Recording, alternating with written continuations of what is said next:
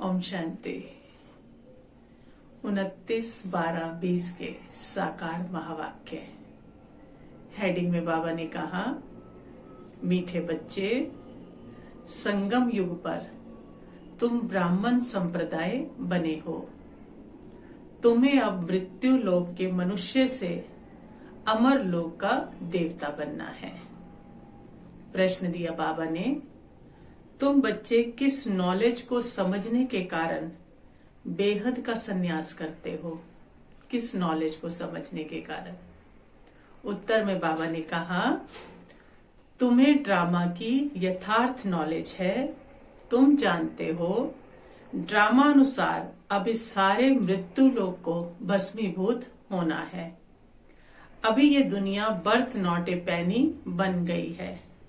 हमें birth pound बनना है। इसमें जो कुछ होता है वह फिर हूबहू कल्प के बाद रिपीट होगा। इसलिए तुमने इस सारी दुनिया से बेहद का संन्यास किया है। गीत है, आने वाले कल की तुम तकदीर हो। ओम शांति। बच्चों ने गीत की लाइन सुनी, आने वाला है अमरलोक, ये है मृत्यु लोक। अमर लोक और मृत्यु लोक का ये है पुरुषोत्तम संगम युग। अब बाप पढ़ाते हैं संगम पर, आत्माओं को पढ़ाते हैं। इसलिए बच्चों को कहते हैं आत्म अभिमानी होकर बैठो। ये निश्चय करना है कि हमको बेहद का बाप पढ़ाते हैं। हमारी एम ऑब्जेक्ट यह है, लक्ष्मी नारायण या मृत्यु लोक के मनुष्य से अमर लोक का देवता बनना। ऐसी पढ़ाई तो कभी कानों से ना सुनी, ना किसी को कहते हुए देखा। जो कहे बच्चों तुम आत्म अभिमानी होकर बैठो। ये निश्चय करो कि बेहद का बाप हमको पढ़ाते हैं। कौन सा बाप? बेहद का बाप, निराकार शिव। अभी तुम समझते हो हम पुरुषोत्तम संगम युग पर हैं। अभी तुम ब्राह्मण संप्रदाय बने हो, फिर तुमको देवता बनना है। पहले शूद्र संप्रदाय के थे। बाप आकर पत्थर बुद्धि से पारस बुद्धि बनाते हैं। पहले सतो प्रधान पारस बुद्धि थे, अब फिर बनते हैं।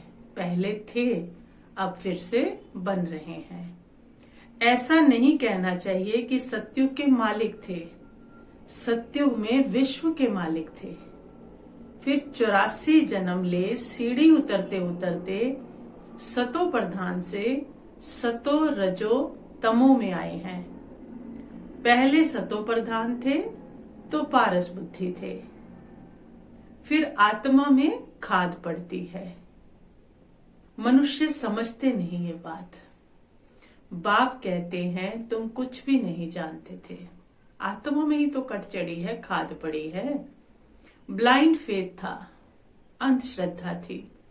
सिवाय जानने के किसी की पूजा करना व याद करना, उसको ब्लाइंड फेथ कहा जाता है। अंधविश्वासी है। जिसका ऑक्यूपेशन नहीं जानते उसको याद कर रहे हैं, पूजा कर रहे हैं। और अपने श्रेष्ठ धर्म श्रेष्ठ कर्म को भी भूल जाने से कर्म भ्रष्ट धर्म भ्रष्ट बन पड़ते हैं। अपनी धारणाएं ही भूल गए। धर्म क्या था हमारा? धारणा पवित्रता थी, तो पवित्रता भ्रष्ट हुई। अपवित्रता आई तो सारे कर्म भी क्या हो गए? अपवित्र हो गए। तो भारतवासी इस समय दैवी धर्म से भी भ्रष्ट हैं, क्योंकि दैवी गुण भी नहीं रहे, आसुरी गुण आ गए, अवगुण आ गए, तो दैवी धर्म से भी भ्रष्ट हो गए। बाप समझाते हैं वास्तव में तुम हो परवर्ती मार्ग वाले। वही देवताएं जब अपवित्र बनते हैं तब देवी देवता कह नहीं सकते, इसलिए नाम बदलकर हिंदू धर्म रख दिया है। ये भी होता है ड्रामा प्लान अनुसार। कोई के बहुत गलत हुआ है, बाबा कह देते और कहकर हल्का कर देते। किस लिए हुआ है, कैसे हुआ है? ड्रामा प्लान अनुसार। सभी एक बाप को ही पुकारते हैं, हे पतित पावन आओ। वो एक ही गॉड फादर है जो जन्म मरण रहित है। ऐसे नहीं कि नाम रूप से न्यारी कोई चीज है। आत्मा का व परमात्मा का रूप बहुत सूक्ष्म है, जिसको स्टार व बिंदु कहते हैं। शिव की पूजा करते हैं, शरीर तो है नहीं उनका। अब आत्मा बिंदी की पूजा हो ना सके, इसलिए उनको बड़ा बनाते हैं पूजा के लिए। समझते हैं शिव की पूजा करते हैं, परंतु उनका रूप क्या है वो नहीं जानते। ये सब बातें बाप इस समय आकर समझाते हैं। बाप कहते हैं तुम अपने जन्मों को नहीं जानते हो। 84 लाख योनियों का तो एक कपोड़ा लगा दिया है। अब बाप तुम बच्चों को बैठ समझाते हैं। अभी तुम ब्राह्मण बने हो, फिर देवता बनना है। कलयुगी मनुष्य है शूद्र। तुम ब्राह्मणों की एम ऑब्जेक्ट है मनुष्य से देवता बनने की। ये मृत्यु लोक पतित दुनिया है। नई दुनिया वह थी जहां ये देवी देवता राज्य करते थे। एक ही इनका राज्य था, अलग अलग कोई नहीं था, एक ही देवताओं का राज्य था। ये सारे विश्व के मालिक थे। अभी तो तमो प्रधान दुनिया है, अनेक धर्म है। ये देवी देवता धर्म प्राय लोप हो गया है। देवी देवताओं का राज्य कब था, कितना समय चला, ये वर्ल्ड की हिस्ट्री ज्योग्राफी कोई नहीं जानते। बाप ही आकर तुमको समझाते हैं।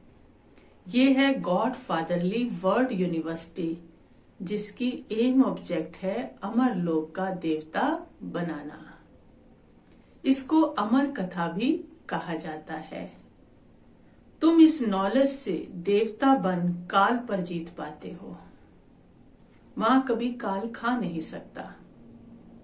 मरने का वहां नाम ही नहीं। शरीर छोड़ते हैं, नया शरीर लेते हैं, अकाले मृत्यु नहीं होती है। अभी तुम काल पर जीत पहन रहे हो ड्रामा के प्लान अनुसार। भारतवासी भी 5 वर्ष या 10 वर्ष का प्लान बनाते हैं ना। समझते हैं हम राम राज्य स्थापन कर रहे हैं। बेहद के बाप का भी प्लान है राम राज्य बनाने का। वो तो सब है मनुष्य। मनुष्य तो राम राज्य स्थापन कर ना सकें। राम राज्य कहा ही किसको जाता है, सत्युग को। वो दशरथ वाले राम का राज्य नहीं, किसको, सत्युग को। इन बातों को कोई नहीं जानते। मनुष्य कितनी भक्ति करते हैं, जिस्मानी यात्राएं करते हैं। दिन अर्थात सत्युग त्रेता में इन देवताओं का राज्य था। फिर रात में भक्ति शुरू होती है। सत्युग में भक्ति नहीं होती है। दुर्गति हो तो उसके लिए भागे ना, कुछ मांग करें, क्योंकि संपूर्ण है तो कुछ मांगना ही नहीं है। भक्ति में तो मांगना है ना, कृपा मांगनी है, आशीर्वाद मांगना है। वहां तो कुछ मांगना ही नहीं है। ज्ञान, भक्ति और वैराग्य। जब ज्ञान समझ में आता है तो भक्ति से वैराग्य होता है। ये बाप समझाते हैं। वैराग्य 2 प्रकार का है। एक है हठ योगी निर्वर्ती मार्ग वालों का, वो घर बार छोड़ जंगल में जाते हैं। अब तुमको तो बेहद का संन्यास करना है, सारे मृत्यु लोक का। बाप कहते हैं ये सारी दुनिया भस्मीभूत होने वाली है। ड्रामा को बहुत अच्छी रीति समझना है। जू मिसल टिक टिक होती रहती है। जो कुछ होता है फिर कल्प 5000 वर्ष बाद होबहू रिपीट होगा। इसको बहुत अच्छी रीति समझकर बेहद का संन्यास करना है, क्योंकि बिना समझे करेंगे ना तो वो संन्यास चल नहीं पाएगा और हद का होगा। लेकिन अच्छी रीति, गुह्य रीति ड्रामा के ज्ञान को समझकर फिर बेहद का संन्यास करना है। समझो कोई विलायत जाते हैं, कहेंगे वहां हम ये नॉलेज पढ़ सकते हैं। बाप कहते हैं हाँ, कहाँ भी बैठकर तुम पढ़ सकते हो। इसमें पहले 7 रोज का कोर्स लेना पड़ता है। बहुत सहज है। आत्मा को सिर्फ ये समझना होता है हम सतो प्रधान विश्व के मालिक थे, तब हम सतो प्रधान थे, अब तमो प्रधान बन गए हैं। 84 जन्मों में बिल्कुल ही बर्थ नॉट ए पैनी बन पड़े हैं। अब फिर हम बर्थ बाउंड कैसे बने? अब कलयुग है, फिर जरूर सतयुग होना है। बाप कितना सिंपल समझाते हैं। चक्र है ना, कलयुग है, अब सतयुग आने वाला है। कैसे हम सतो प्रधान से तमो प्रधान बने हैं? कैसे बने हैं? काम चिता पर बैठ तमो प्रधान बने हैं। अब फिर ज्ञान चिता पर बैठ सतो प्रधान बनना है। वर्ड की हिस्ट्री ज्योग्राफी रिपीट होती है, चक्र फिरता रहता है ना। अभी है संगम युग, फिर सतयुग होगा। अभी हम कलयुगी विशेष बने हैं, सो फिर सतयुगी वाइसलेस कैसे बने, निर्विकारी कैसे बने, उसके लिए बाप रास्ता बताते हैं। पुकारते भी है ना, हमारे में कोई गुण नहीं है, अब हमको ऐसा गुणवान बनाओ। जो कल्प पहले बने थे उन्हों को ही फिर से बनना है। बाप समझाते हैं, पहले पहले तो अपने को आत्मा समझो। आत्मा ही एक शरीर छोड़ दूसरा लेती है। अभी तुमको देही अभिमानी बनना है। अभी भी तुम्हें देही अभिमानी बनने की ही शिक्षा मिलती है। ऐसे नहीं तुम सदैव देही अभिमानी रहेंगे, नहीं, सतयुग में तो नाम शरीर के ही रहते हैं। लक्ष्मी नारायण के नाम पर ही सारी कारोबार चलती है। अभी ये है संगम युग, जबकि बाप समझाते हैं तुम अशरीरी आए थे, फिर अशरीरी बन वापस जाना है। अपने को आत्मा समझ बाप को याद करो, ये है रूहानी यात्रा। आत्मा अपने रूहानी बाप को याद करती है। बाप को याद करने से ही पाप भस्म हो जाएंगे। इसको योग अग्नि कहा जाता है। याद तो तुम कहां भी कर सकते हो। 7 रोज में समझाना होता है ये सृष्टि चक्र कैसे फिरता है, कैसे हम सीढ़ी उतरते हैं। अब फिर इस एक ही जन्म में चढ़ती कला होती है। चढ़ने का टाइम यही है, जैसे बीज बोने का टाइम होता है ना, फिर फसल खाते हैं, तो चढ़ती कला का टाइम यही है। विलायत में बच्चे रहते हैं, वहां भी मुरली जाती है। ये स्कूल है ना, वास्तव में ये है गॉड फादरली यूनिवर्सिटी। गीता का ही राजयोग है, परंतु श्री कृष्ण को भगवान नहीं कहा जाता। ब्रह्मा विष्णु शंकर को भी देवता कहा जाता है। अभी तुम पुरुषार्थ कर फिर सो देवता बनते हो। प्रजापिता ब्रह्मा भी जरूर यहाँ होगा ना। प्रजापिता तो मनुष्य है ना, बाबा कह रहे। प्रजा जरूर यहाँ ही रची जाती है।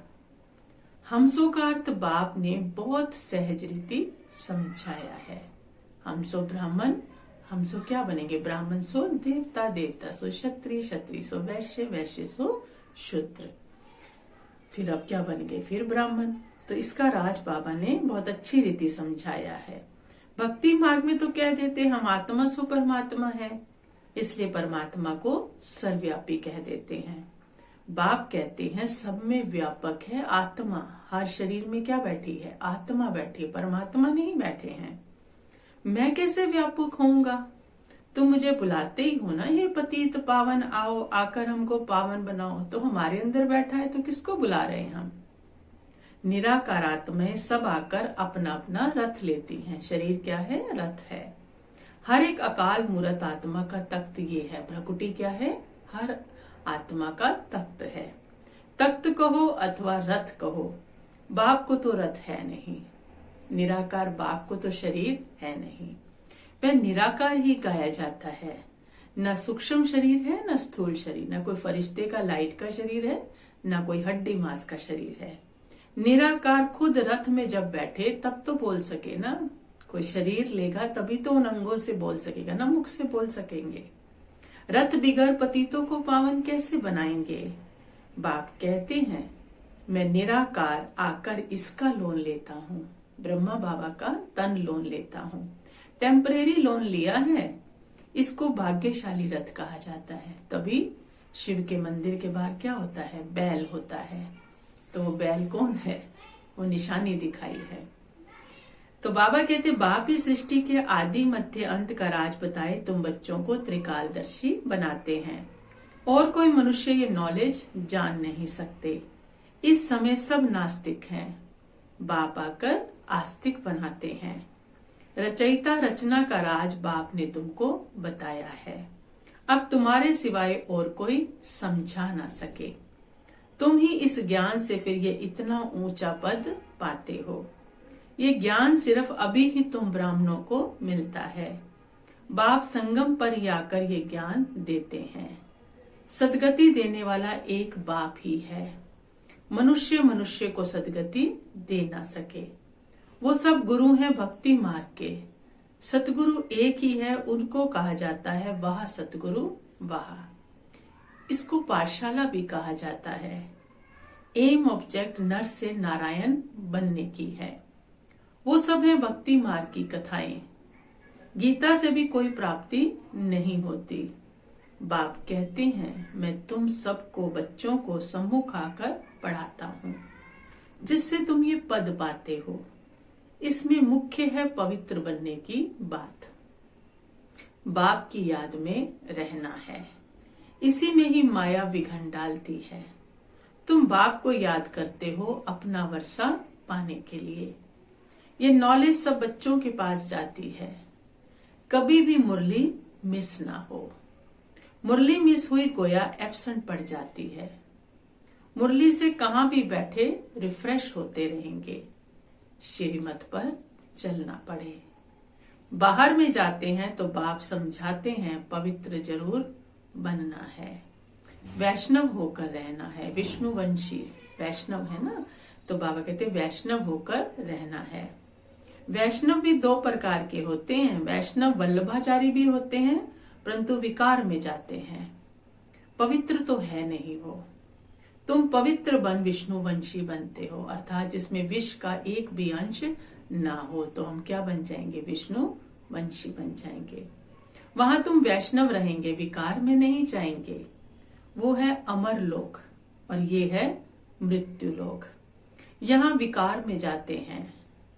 अभी तुम विष्णुपुरी में जाते हो, वहां विकार होता नहीं है।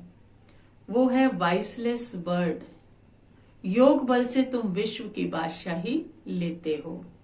वो दोनों आपस में लड़ते हैं, माखन बीच में तुमको मिल जाता है। वो दोनों लड़ेंगे और माखन, दो देश लड़ेंगे और हमें क्या मिल जाएगा? माखन मिल जाएगा।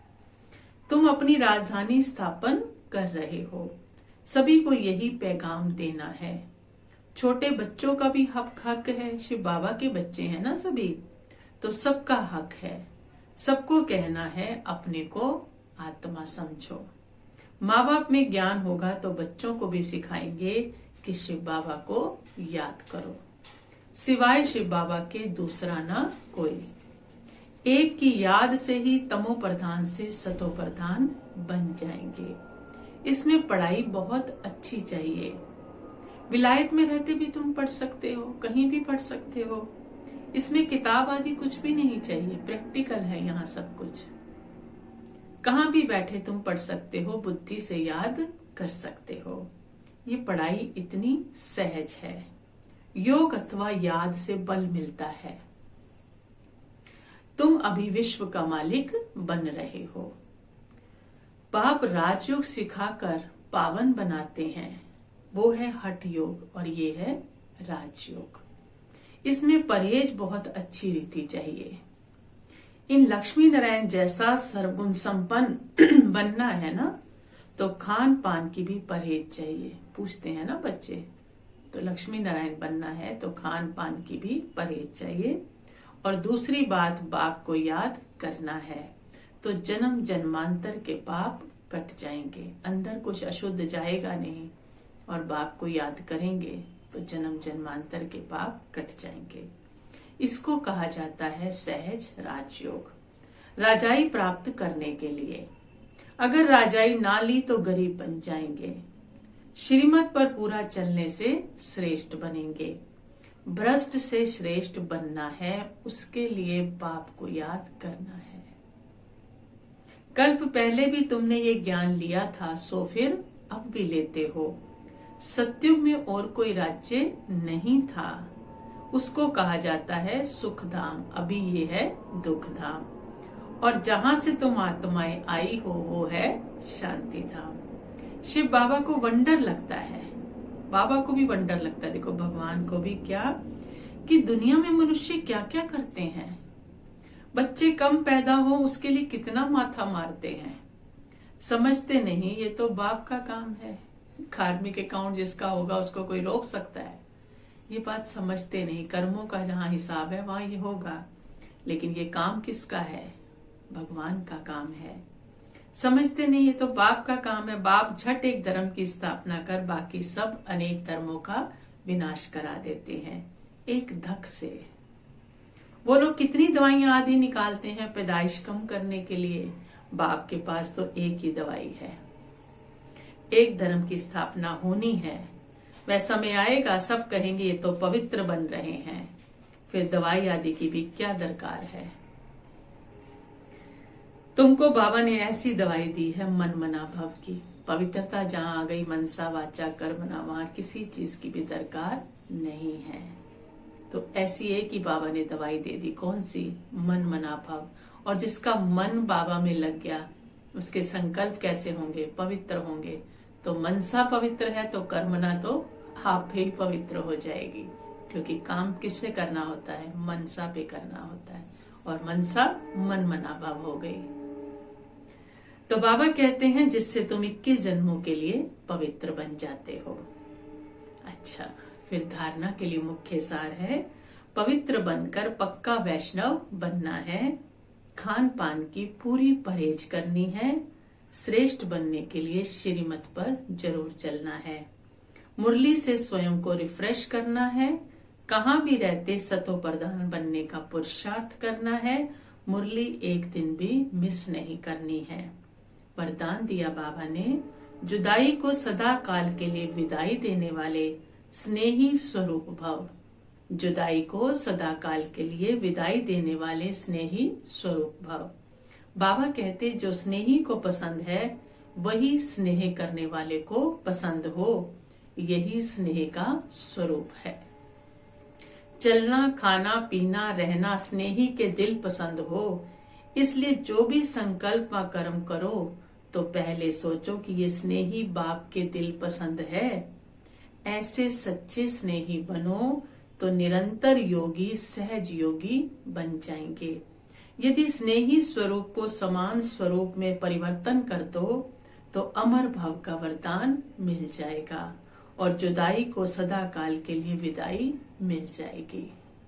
स्लोगन दिया बाबा ने, स्वभाव इजी और पुरुषार्थ अटेंशन वाला बनाओ। स्वभाव सरल एकदम इजी और पुरुषार्थ एकदम अटेंशन वाला, एक एक बात को नोटिस करो। और स्वभाव एकदम सरल, कोई ध्यान नहीं दो, और पुरुषार्थ एकदम एक एक पॉइंट पे अटेंशन दो। तो स्वभाव इजी और पुरुषार्थ अटेंशन वाला बनाओ। अच्छा, ओम शांति।